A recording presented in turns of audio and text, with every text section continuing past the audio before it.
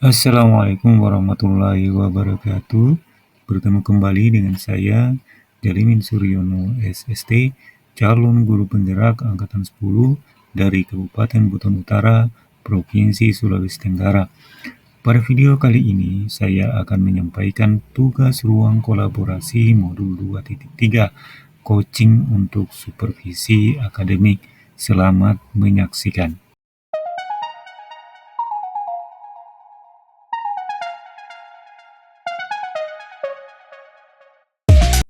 Assalamualaikum warahmatullahi wabarakatuh, Pak Amrin. Waalaikumsalam warahmatullahi Pak Jalimin. Apa Bagaimana kabar? kabarnya Pak Jalimin? Alhamdulillah sehat walafiat. Hanya lagi sedikit galau ini. Makanya saya menghubungi Bapak ini.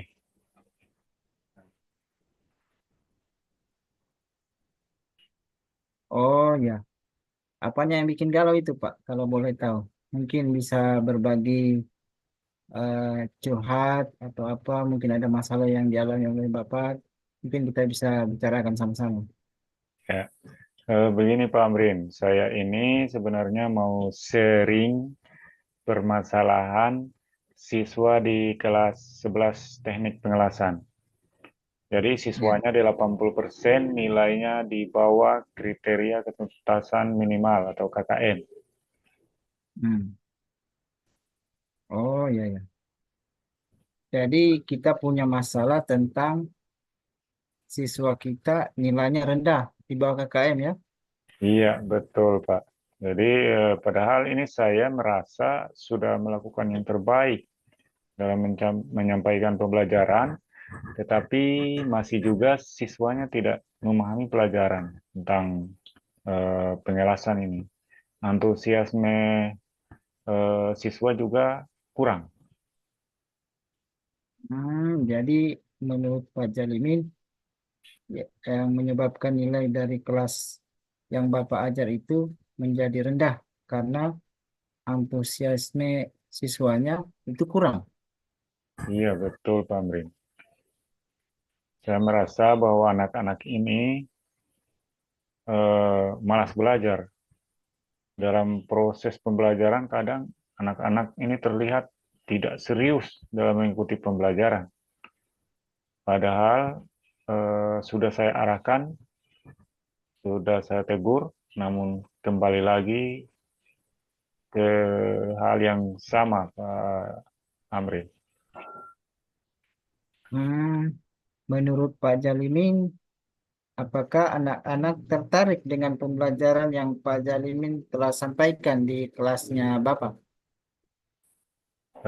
Menurut yang saya amati, selama berlangsungnya pembelajaran di kelas mereka, kurang antusias. Kemungkinan eh, kurang eh, minat untuk belajar. Jadi motivasi untuk belajarnya agak kurang gitu ya. Iya, betul, Pak Amrin. Eh, Biasanya Pak Jalimin itu mengajarnya pakai media apa? Biasanya saya menggunakan buku dari perpustakaan. Kadang saya catatkan di papan tulis, kemudian siswanya menyalin di bukunya. Selanjutnya saya jelaskan kepada mereka. Begitu, Pak Amrin. Oh, jadi Pak Jalimin hanya menggunakan buku teks yang dari perpustakaan, kemudian mencatat di papan tulis, setelah itu menjelaskan kepada siswa. Iya, iya. Apakah Pak Jalimin sudah pernah mencoba metode lain dalam pembelajaran? Kalau metode lain, pernah saya menggunakan paling metode diskusi kelompok. Tetapi hasilnya tetap sama, Pak Amrin. Tetap sama ya. Iya, betul. Jadi bisa saya simpulkan itu bahwa anak-anak ini nilai KKM-nya rendah karena tidak punya motivasi belajar. Ya, Iya, benar, Pak. Amrin. Kalau menurut Pak Jalimin, apalagi yang dapat dilakukan agar anak-anak ini bisa antusias dan semangat untuk belajar? Eh, Kalau misalnya saya menggunakan InFocus, karena kebetulan ada InFocus itu di kantor jarang dipakai, kemudian mungkin bisa menayangkan PowerPoint atau video, kira-kira bisa nggak begitu ya? Wah, ide bagus itu Pak Jalimin. Memang Bapak punya file video yang menjelaskan tentang pembelajaran yang terkait dengan materi yang Bapak ajarkan. Kalau file video sih ada, tapi belum pernah saya berikan ke anak-anak saat pembelajaran.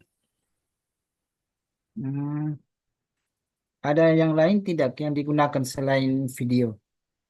Kalau hal lain, paling saya menggunakan gadget, karena semua siswa di kelas 11 teknik pengelasan ini memiliki gadget.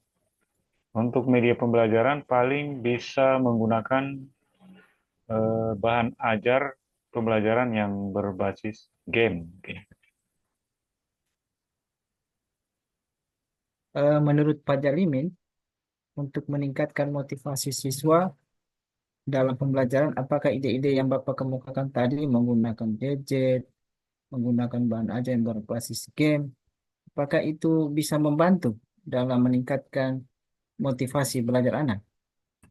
Kalau itu saya yakin insya Allah bisa Pak Amrin. Soalnya anak-anak sekarang banyak yang suka main game hingga lupa waktu, Ya. mereka tidak mau lepas dari gadgetnya bahkan. Ah, iya. Nah, dari pembicaraan kita tadi, bisa tidak Pak Jalimin menceritakan kembali solusi untuk meningkatkan nilai KKM di kelas 11 yang Bapak ajar?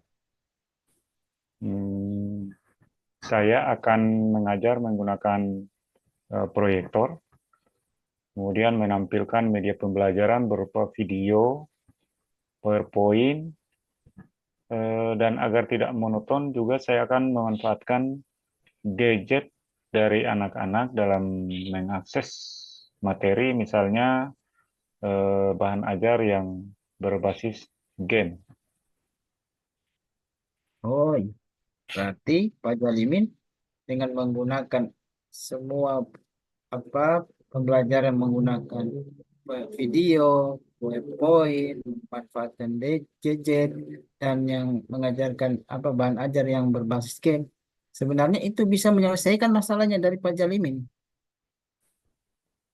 Oh iya Pak, terima kasih juga. Eh, ini kan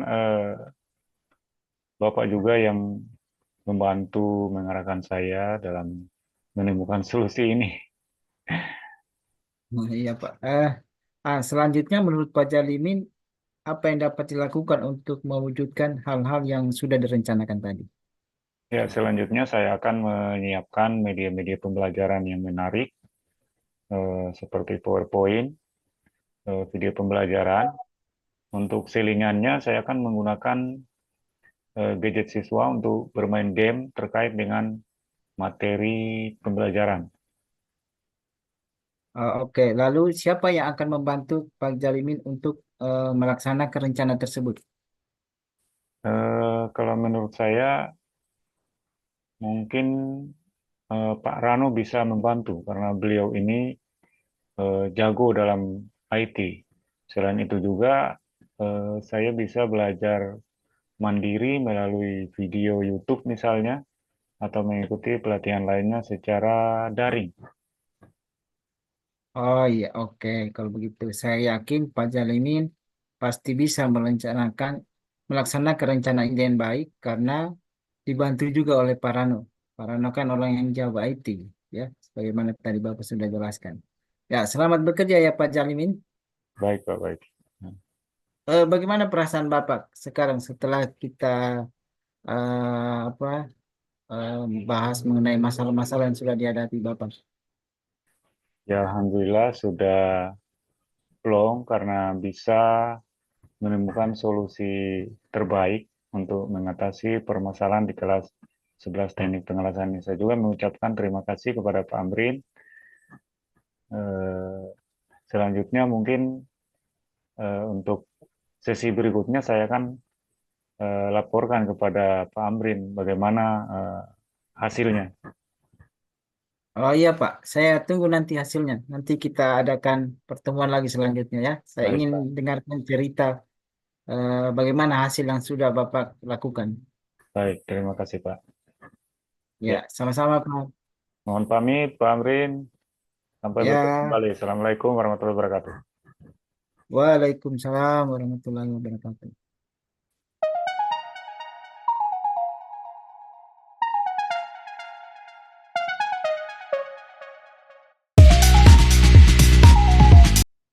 Assalamualaikum warahmatullahi wabarakatuh Pak Jalimin. Waalaikumsalam warahmatullahi wabarakatuh. Eh, apa kabar, Pak Amrin?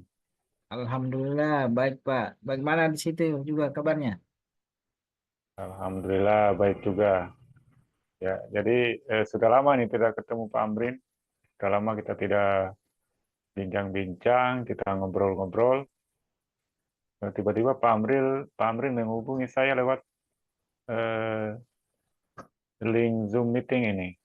Apa ada yang bisa saya bantu, Pak Amrin? Iya Pak, saya mau cerita tentang masalah. Ada masalah di kelas saya Pak. Ada Pak tentang siswa yang super aktif ini Pak. Oh ya, jadi siswa tentang yang super aktif ya.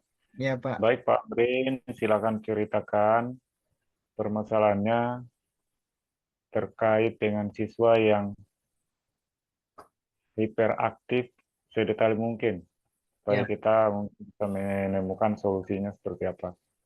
ya. Jadi Pak, saya kan mengajar di kelas 10 jurusan listrik. Di situ ada anak yang super aktif itu anak.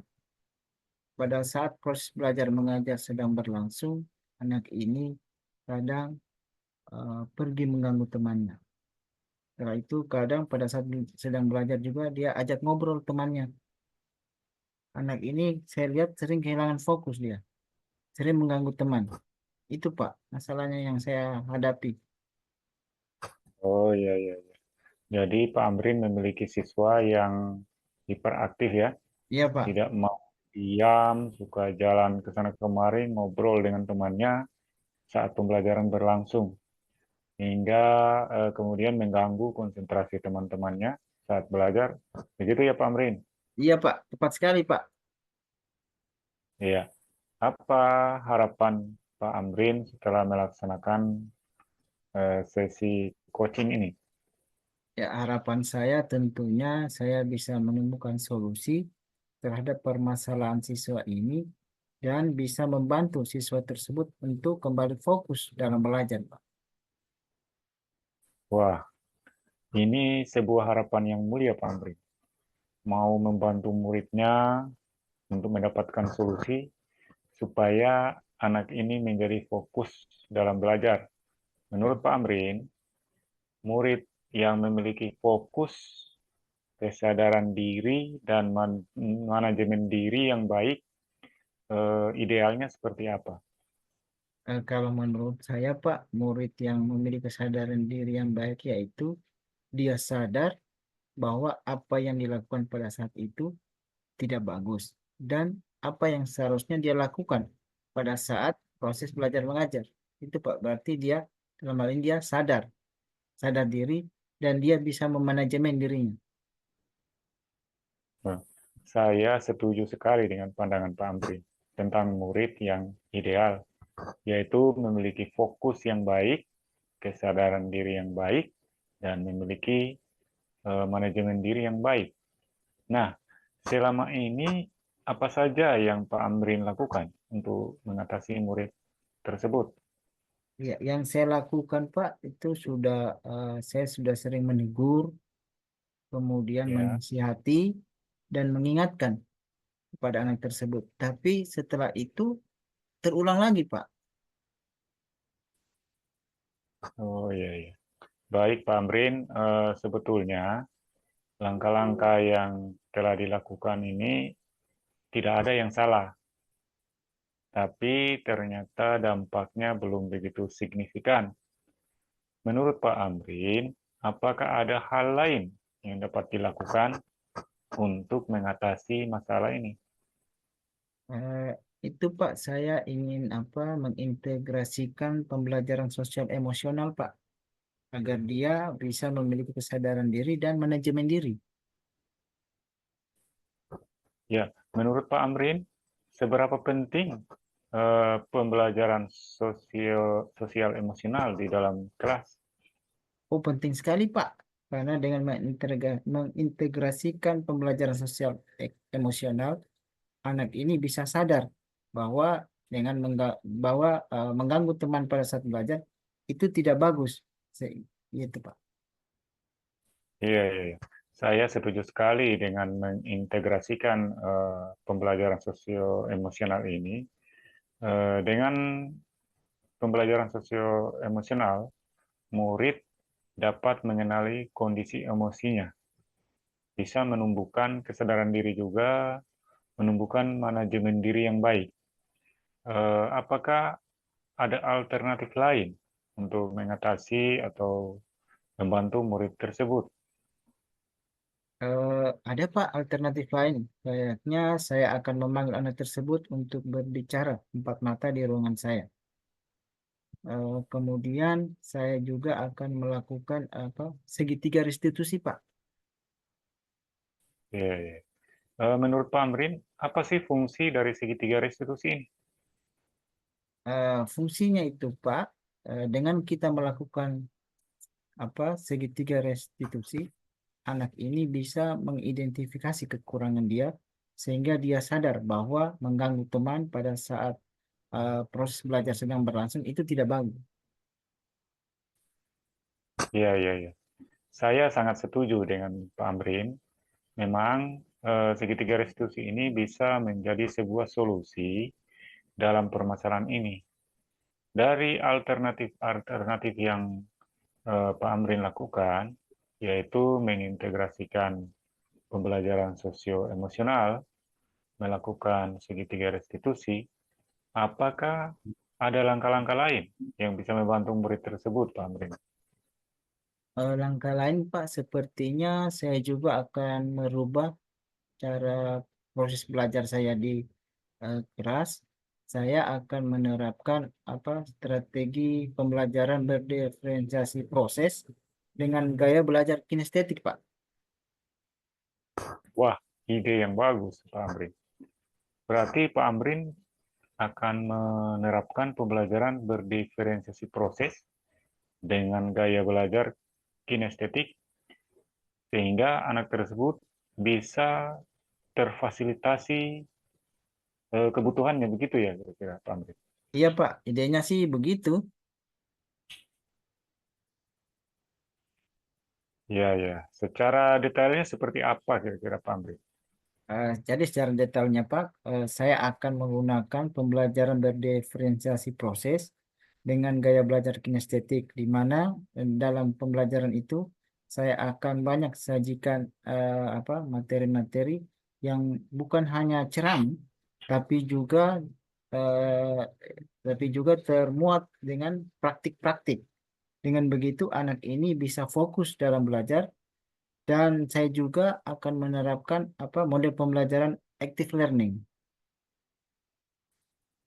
Oke Pak Amrin, berarti akan memperbanyak praktikum, melakukan eh, apa namanya pembelajaran active learning. Ya, Pak. Ya. Eh, dari alternatif tadi, langkah mana yang memiliki peluang besar untuk menyelesaikan permasalahan ini dan menjadi solusi terbaik untuk masalah dalam waktu dekat ini? Saya rasa, Pak, yang saya akan lakukan dalam waktu dekat ini yaitu melakukan pembelajaran dengan model active learning.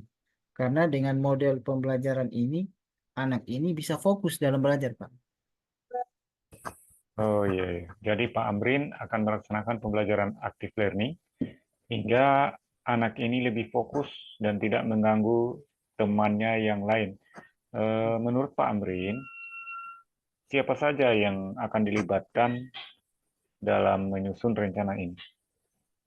Ya, tentunya yang saya akan libatkan pertama itu teman-teman sekelasnya, kemudian guru mata pelajaran, dan wali kelasnya, Pak, yang akan saya libatkan. Ya, berarti akan melibatkan teman-teman kelasnya, kemudian rekan-rekan guru ya. Ya, Pak. Dan kapan bisa dilaksanakan ini, Pak Amrin? Secepatnya, Pak, karena minggu depan kayaknya saya sudah bisa masuk di kelas mereka. Jadi mungkin minggu depan saya akan melaksanakan rencana saya. Wah, bagus sekali.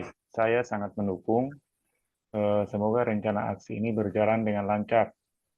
Tetap semangat ya Pak Amrin, dan jangan ragu untuk melakukan sebuah tugas yang mulia. Nanti minggu depan kita melaksanakan coaching sesi 2 ya Pak Amrin. Saya penasaran dengan hasil dan aksi yang dilakukan Pak Amrin. Iya, Pak. Eh, Terima kasih, Pak, atas kesediaan waktunya untuk mengobrol tentang permasalahan yang saya hadapi. Sama-sama Pak Amrin. Ya, Pak. Ya, Sampai jumpa kembali Pak Amrin. ya, Pak. Assalamualaikum Terima warahmatullahi kasih. wabarakatuh. Waalaikumsalam warahmatullahi wabarakatuh.